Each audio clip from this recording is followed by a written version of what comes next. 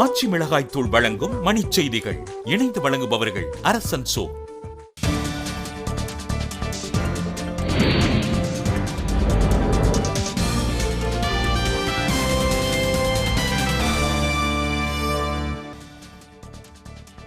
குமரி கடல் பகுதியில் நீடிக்கும் காற்றழுத்த தாழ்வு நிலையால் தென் கடலோர மாவட்டங்களில் கனமழைக்கு வாய்ப்பு.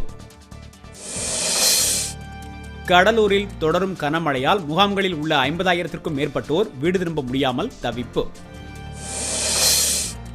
அமராவதி அணை முழு கொள்ளளவை எட்டியுள்ளதால் நொடிக்கு 360 கன அடி வீதம் உபரி நீர் வெளியேற்றம்.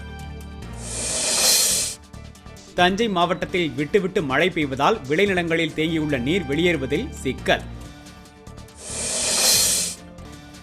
வெள்ள நிவாரணப் பொருட்கள் மீது ஜெயலலிதாவின் படத்தை ஒட்டுவதற்கு மருத்துவர் ராமதாஸ் கண்டனம். வெள்ளம் பாதித்த பகுதிகளில் அத்தியாவசிய பொருட்களை தமிழக அரசு இலவசமாக வழங்க மார்க்சிஸ்ட் கம்யூனிஸ்ட் வலியுறுத்தல். வேலூரில் மழை வெள்ளத்தால் வீடுகளை இழந்த 1500 பேருக்கு ஜெயின் சங்கம் சார்பில் உணவு விநியோகம்.